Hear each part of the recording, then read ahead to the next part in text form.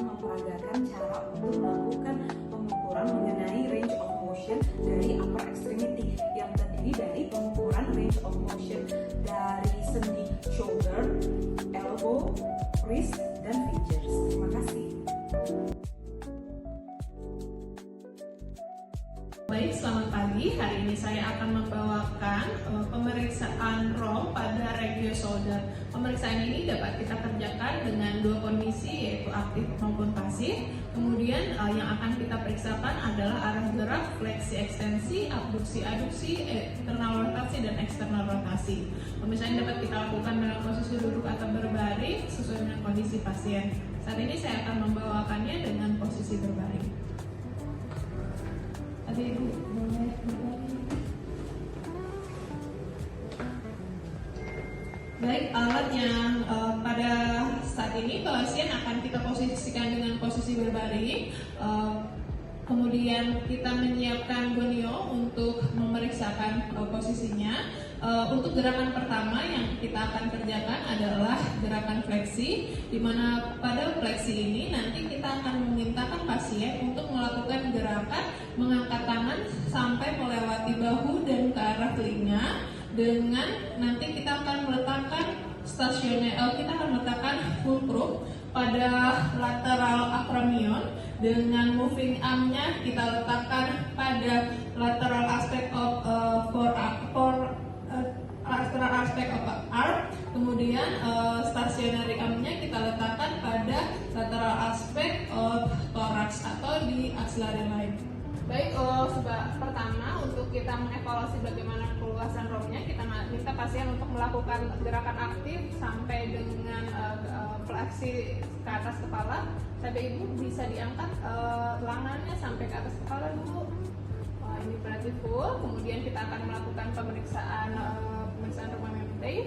Kita akan letakkan aksis pada lateral aspect of acromion, kemudian stationary arm pada axillary line, kemudian moving arm kita letakkan pada sisi lateral dari humerus. Tapi ibu boleh diangkat tangannya. Oke, sampai full ibu. Lanjut ibu. Oke. Untuk nilai fleksi normal adalah pada 180 derajat. Selanjutnya kita akan melakukan gerakan dari ekstensi, di mana ini adalah gerakan menjauhi dari sisi tubuh. Kita minta pasiennya dalam posisi pronasi. KB ibu boleh berbaring.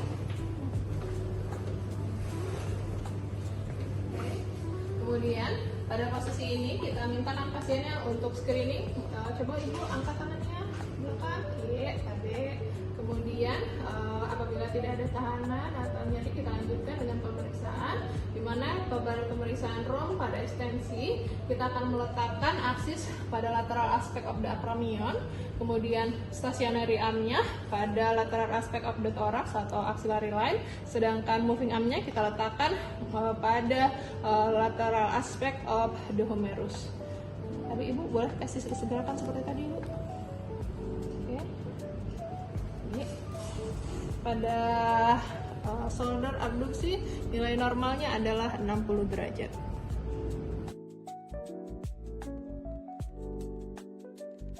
Selanjutnya kita akan melakukan pemeriksaan shoulder abduksi, di mana kita akan meminta pasien untuk melakukan menggerakkan lengannya menyilang ke tengah batang tubuh.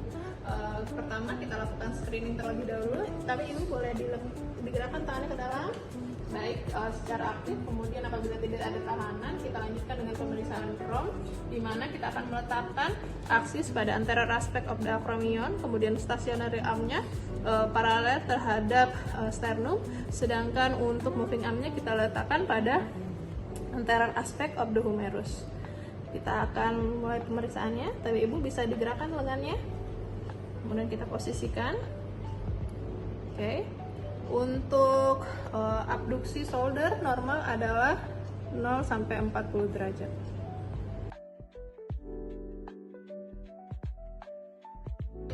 Kita akan melakukan pemeriksaan dari arah gerakan ROM abduksi, di mana kita akan meminta pasien untuk menggerakkan lengannya menjauhi batang tubuh hingga ke arah sisi telinga.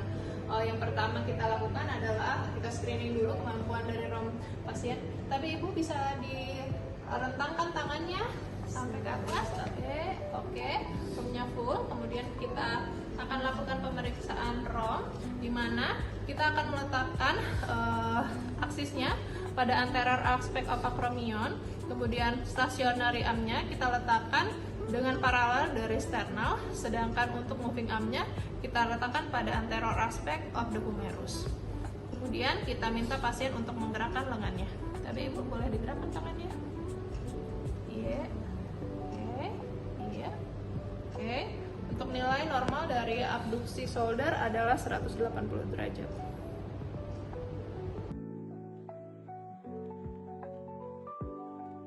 Selanjutnya kita akan melakukan pemeriksaan gerakan dari internal rotasi. Yang kita mintakan pasien adalah melakukan gerakan aduksi 90 derajat pada shoulder, kemudian gerakan fleksi 90 derajat pada elbow-nya.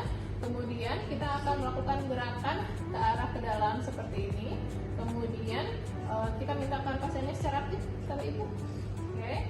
Selanjutnya kita akan melakukan pengukuran dari ROM, di mana kita akan meletakkan aksisnya pada fossa cranium dengan stationary arm kita letakkan pada perpendicular to the floor, sedangkan untuk moving arm-nya kita letakkan pada lateral aspect of the acromion. Kemudian kita mintakan pasien untuk melakukan gerakan internal rotasi. Tapi ibu bisa melakukan gerakan seperti tadi, Bu. Untuk gerakan internal rotasi normal adalah pada 90 derajat.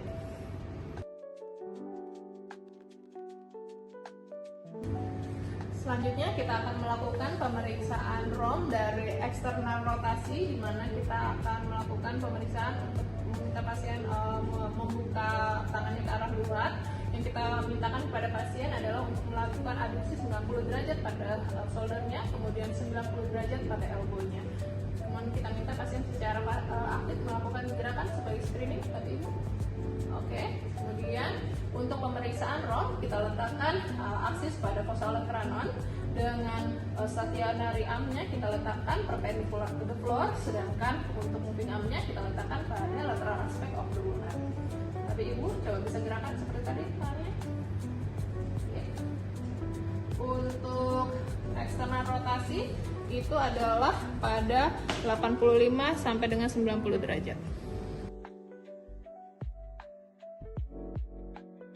Kita melakukan pemeriksaan range of motion fleksi ekstensi dari elbow. Jadi pasien dalam posisi supine, kemudian kita arahkan pasiennya untuk melakukan gerakan pertama kita lakukan gerakan ekstensi.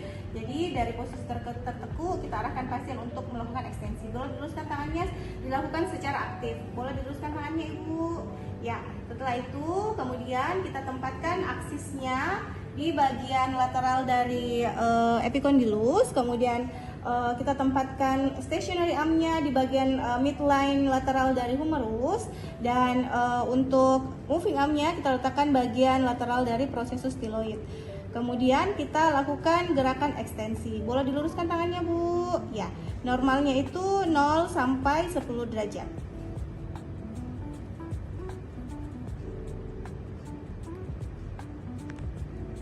Kemudian kita melanjutkan gerakan fleksi dari elbow. Jadi posisi pasien tetap supine. Kemudian pertama kita arahkan pasien untuk melakukan gerakan fleksi. Ibu bisa ditekuk tangannya, Ibu. Ya, setelah itu kita luruskan. Kita tempatkan aksisnya di bagian lateral dari epicondylus. Kemudian kita tempatkan stationary arm-nya di bagian lateral dari humerus, dan moving arm-nya kita letakkan di lateral dari processus styloid. Kemudian kita arahkan pasien untuk melakukan fleksi penuh. Ibu bisa ditekuk, Ibu. Dan normalnya itu 145 derajat.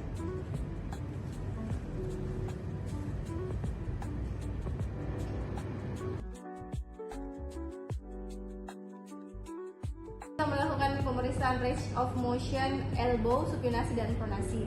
Untuk supinasi kita tempatkan aksisnya itu di bagian wrisnya, kemudian untuk stationary arm-nya sejaya lateral dengan humerus, dan untuk moving arm-nya kita mengikuti dari proses stiloid dari ulna. Kemudian kita lakukan pergerakan supinasi dengan nilai normalnya yaitu 90 derajat. Kemudian selanjutnya kita lakukan gerakan pronasi dengan aksisnya di bagian ventral, kemudian stationary arm-nya sejajar dengan humerus dan moving arm-nya mengikuti proses stiloid dan kita melakukan gerakan pronasi. Permisi Bu, kita lakukan dengan nilai normal yaitu 90 derajat.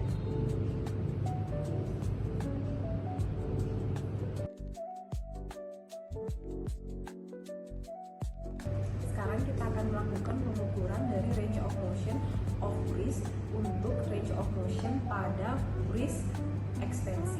Pertama kita posisikan pasien dalam posisi duduk, kemudian kita posisikan tangan pasien di mana bagian dari wrist pergelangan tangannya akan menggantung pada sisi dari meja. Kemudian kita minta pasien untuk mencoba menaikkan tangannya. Ibu bisa minta tolong. Terima kasih. Sekarang teruskan. Untuk posisi goniometernya pada stationary arm akan diletakkan sejajar dengan midline dari ulna, kemudian untuk aksisnya ada pada triquetrum dan untuk moving armnya ada pada midline dari fifth metacarpal. Posisikan tangan pasien lurus. Oke, kemudian minta tolong digerakkan seperti ini ke atas. Ya, lagi. Iya. Baik. Untuk nilai normal dari wrist ekstensi adalah 70 derajat.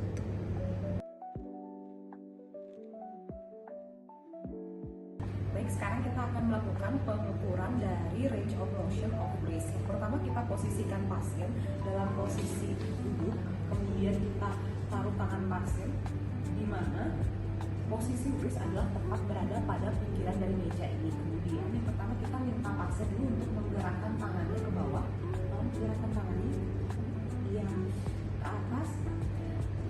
Baik, sekarang kita akan melakukan pengukuran dan dari range of motion wrist dengan menggunakan goniometer. Pertama kita posisikan di mana pada stationary arm-nya ada pada midline dari ulna, kemudian aksisnya ada pada triquetrum,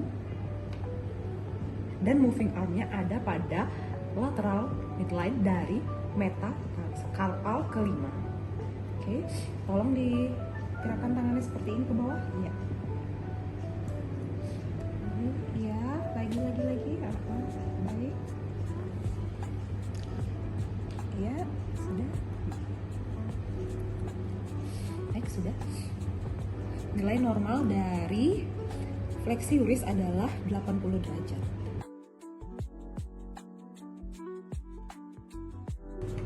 Baik, sekarang kita akan melakukan pengukuran untuk range of motion dari wrist ke arah ulnar deviasi. Yang pertama kita posisikan pasien dulu, pasien dalam posisi duduk, kemudian tangan pasien ada diletakkan di atas meja seperti ini. Lalu kita tentukan untuk stationary arm-nya ada pada dorsal midline of forearm dan aksisnya ada pada capitatum. Kemudian moving arm-nya ada pada midline dari third metacarpal. Baik, Ibu sekarang bisa minta tolong digerakkan tangannya ke arah samping seperti ini. Ya.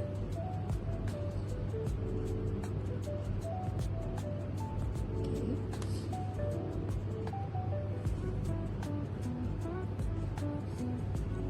Nilai normal dari ulnar deviation adalah 30 derajat.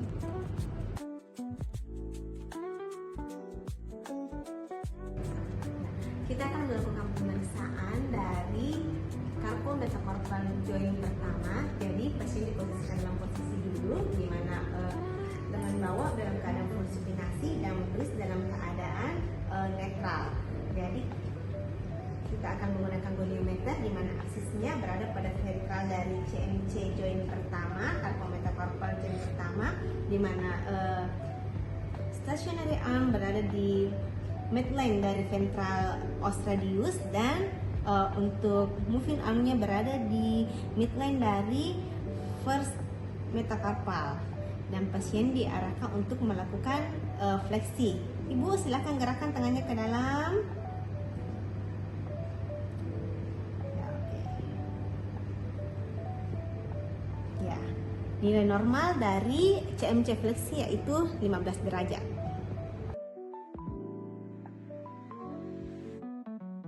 Selanjutnya kita akan melakukan pemeriksaan range of motion dari CMC extension dari kartu metakarpal dengan posisi ekstensi. Pasien diposisikan dalam posisi duduk di mana lengan bawah dalam keadaan full supinasi dan bus dalam keadaan netral. Jadi sebelumnya kita melakukan pasif rom dulu. Pasien diarahkan CMC-nya untuk dalam keadaan ekstensi, digerakkan dalam keadaan ekstensi. Setelah itu dilakukan pengukuran dengan menggunakan goniometer di mana aksisnya berada di bagian ventral dari CMC 1, di mana stationary armnya berada di midline dari ostradius dan moving arm berada di MTP 1. Pasien diarahkan untuk melakukan gerakan ekstensi. Ibu jarinya dibawa ke belakang seperti ini, ya, oke, sampai maksimal. Ya. Untuk nilai normal dari pengukuran CMC ekstensi yaitu 35 derajat.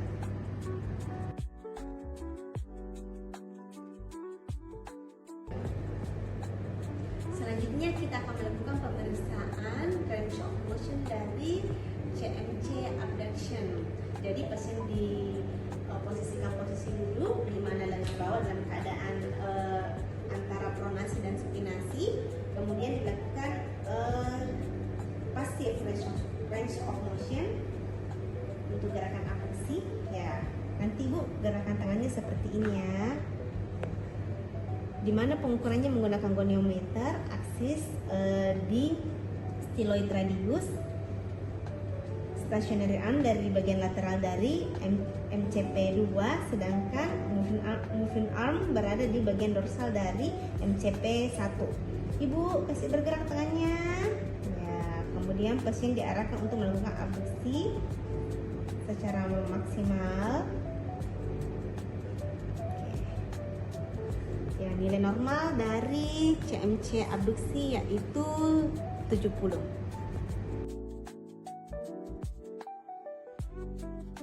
Ya, selanjutnya kita akan melakukan pemeriksaan MCP ekstensi dari range of motion dari MCP ekstensi.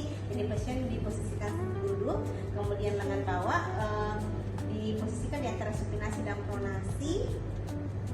Pertama dilakukan passive range of motion, jadi gerakannya nanti seperti ini Bu ya, digerakkan ke atas ya. Pengukuran menggunakan goniometer di mana aksisnya di bagian dorsal dari MCP joint, stationary armnya berada di bagian dorsal dari MCP 1 dan moving armnya berada di bagian dorsal dari phalanx proximal pertama. Dan pasien diarahkan untuk melakukan gerakan ekstensi. Diangkat ke atas Bu jarinya, ya, sampai maksimal. Oke. Nilai normal dari MCP extension yaitu 20 derajat. Ya, selanjutnya kita akan melakukan pemeriksaan dari MCP fleksi jari pertama. Pasien diposisikan duduk, kemudian lengan bawah diposisikan antara supinasi dan pronasi. Dilakukan pasif range of motion. Ibu nanti gerakannya akan seperti ini ya. Pengukuran menggunakan goniometer di mana aksis berada di MCP joint pertama, kemudian stationary armnya berada di MCP pertama, sedangkan stationary armnya berada di proximal phalanx jari pertama. Pasien diarahkan untuk melakukan gerakan fleksi Bu. Gerakan jarinya ke dalam. Oke. Ya, nilai normal dari MCP fleksi yaitu 50 derajat. Ya. Selanjutnya kita akan melakukan pemeriksaan range of motion dari interphalanx ekstensi dan fleksi. Pasien diposisikan duduk di mana lengan bawah di antara supinasi dan pronasi. Ya, pasien dilakukan passive range of motion. Ibu nanti kita akan melakukan pengukuran gerakannya seperti ini ya, fleksi dan ekstensi. Ya, pengukurannya menggunakan goniometer di mana aksisnya berada di bagian dorsal dari interphalanx joint, di mana stationary armnya berada di proximal phalanx pertama dan moving armnya berada di phalanx distal. Ya, pasien dilakukan gerakan fleksi ke bawah Bu tangannya. Ya. Kemudian bisa diukur juga untuk ekstensinya ke atas Ibu tangannya. Ya, oke.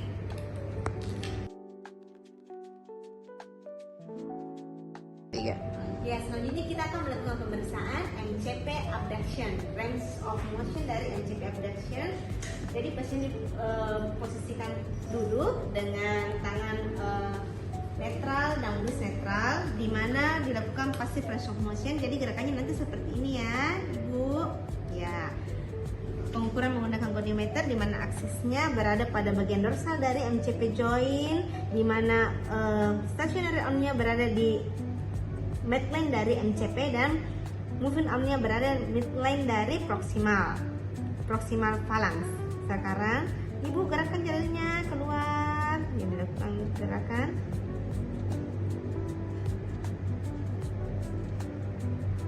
Oke, nilai normal dari MCP abduction yaitu 20 derajat.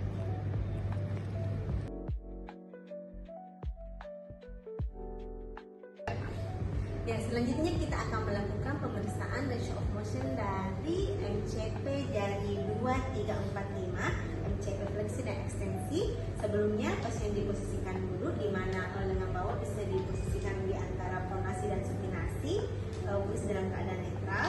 Kemudian dilakukan passive range of motion untuk gerakan MCP fleksi. Ini gerakan fleksinya dan ini gerakan untuk ekstensinya. Pengukuran menggunakan goniometer, di mana aksesnya di dorsal aspek dari MCP joint, stationary armnya dari di MCP 1, sedangkan moving armnya berada di proximal phalanx kedua. Ya, pasien dilakukan gerakan fleksi, kemudian ekstensi ke atas Bu. Oke. Ya, untuk nilai normal dari MCP fleksi jari 2, 3, 4, 5 90 derajat dan MCP ekstensi nilai normalnya 20 derajat.